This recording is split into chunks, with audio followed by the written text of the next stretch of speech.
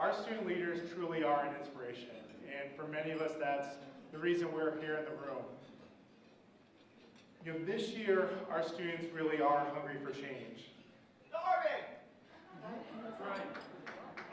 So that is from our October GA. And really, I have had the pleasure and privilege of working with two amazing student leaders this year.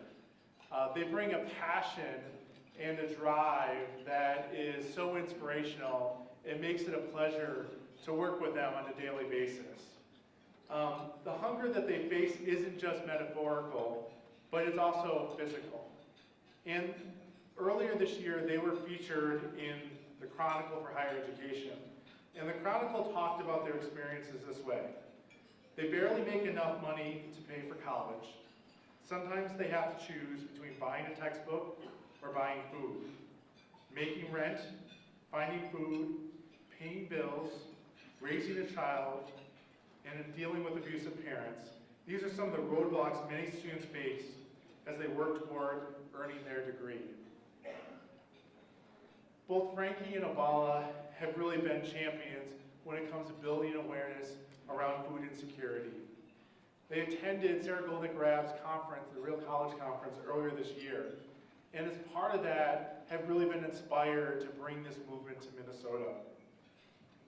I'm so excited to hear from both of them here this evening to share their personal story. So I'd like to invite Oballa Oballa to come up and talk a little about his experiences with food insecurity. Good evening. I'm so honored to be up here speaking tonight about a topic that not every student at community college is comfortable talking about. My name is Oballa Oballa, and I think I'm the only person in this room with the first last name, with the same first last name, and everything the same. Third, Oballa Oballa Oballa. It's easy to find me, just write O, and everything will show up. I am a student at Riverland Community College, and I am the Vice President for LeadMN. Someone may ask you, what is food insecurity? Food insecurity is defined as lack of money or resource necessary to have consistent and defendable access to food. It is something our students are facing every day in our college. As I said first, every student, they feel ashamed to go and ask someone, may you buy me food? May you buy me burger? That stigma I carry in me because I feel like having my suit on and then go telling my friend I'm broke, he wouldn't believe it. He'd be like, you are in a suit, why are you broke? I'm a college student, I'm broke. I moved to the United States 5 years ago from Africa. Before I moved here, I was living in a refugee camp. A place where you only get a meal one time for 1 day or 2 days. Sometimes I go like 2 days without eating. At a refugee camp, the food distribution is only being given twice a month. And for a family like me, we are 5 in number. So the only thing they give you for the whole month is a 20-pound of rice, 40 pounds of corn, and 4 liters of oil just to cook. My family has to make sure we go through the whole month with what we have been given. You cannot try to eat everything at the same time because you run out, there's nowhere to go. Water is very limited. They only open water at a certain time. When I moved to America, I feel like I left the food insecurity issue back in the refugee camp. But I was wrong. I faced it as a student in college. In a country, a land of opportunity, a country that I glorified when I was in Africa. When I go to America, I want to achieve the American dream. I want to work hard. And that's why I went to college. Someone may ask, how does food insecurity look like for a student in Minnesota? job, I'm paying for my tuition, my textbook, and my rent. Sometimes it's difficult to save those money and be like, I want to save this $5 so that I will go and buy burger. We go through tough time as a student. I remember a day when I have to take all my saving money from my account. I had $1,080, and that was the last day of paying the textbook, the tuition. If you don't pay, they will add $50 more on your account. I'm like, do I keep this money or I go in with it? I withdraw all my money and went to the bookstore. When I was giving the money, one of my friends whispered behind me, is like, bro, you're rich. Because $1,080 in cash, how do you feel if you check it around? A lot of money. I look at him and tell him, in 2 minutes, I will be broke. He didn't believe me, he giggled. I gave the money. The only change I get back was $1.50. Because I know if I pay off my tuition, if I pay off my book, I will have a chance to enroll in the next semester.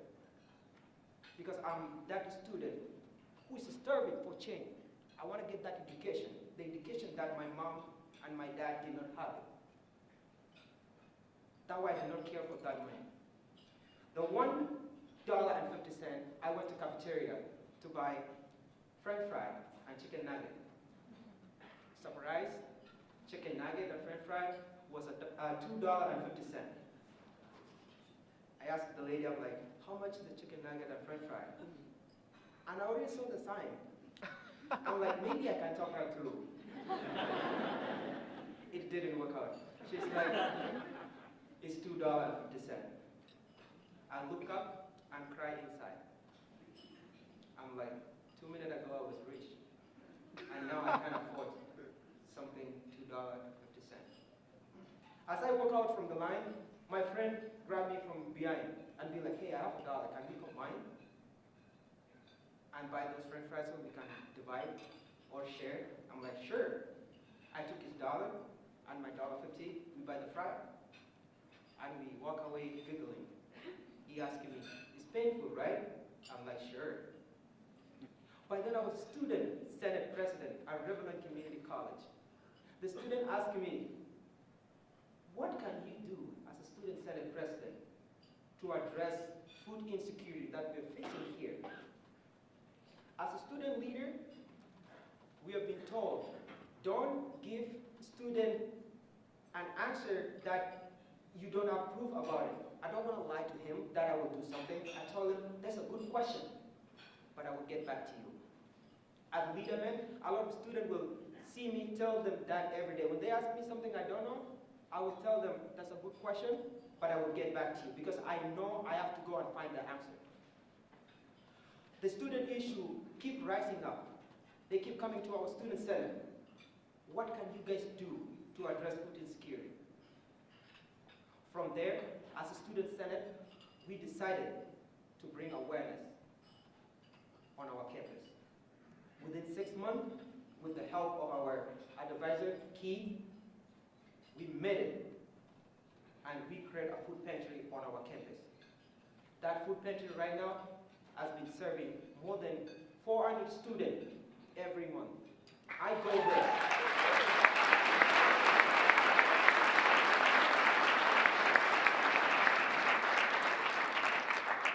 When my term ended at Riverland, I'm like, if I'm feeling the same problem at Riverland Community College, a student at a local college, a student at Hibbie College, a student at Ramsey College, a student in Churchill College may be facing the same issue. And that's why I decided to run for LeadMN Vice President, to take this to state level, to fight for our students. They're working so hard, but there is something blocking them from their dream. If our students are hungry, they can't focus on the schoolwork. Sometimes I have to miss my class when my stomach starts grumbling. I don't want to feel embarrassed in the class. I don't want my stomach, everyone looking at me and like, hey, is that you? I can't explain to them. My stomach is empty because I'm a man. I'm ashamed. So what I did, I fight for them. When I get elected, I went from every student and tell them, we will not keep silent no more. We have to speak up. We have to start it. To create something, it doesn't need million people. If you're 2 student senate, you can lobby on your campus and do something. And that's why I'm here today to fight on food insecurity. Anything outside there, we can do it together. And I'm so passionate about this work. And I want every student will be a LeadMN next year because I will be graduating. Never stop until your campus has a food pantry. And I promise you, even if I graduate, I will still follow up and lobby for you guys. Our students should be hungry to learn, but not hungry for food. Thank you very much.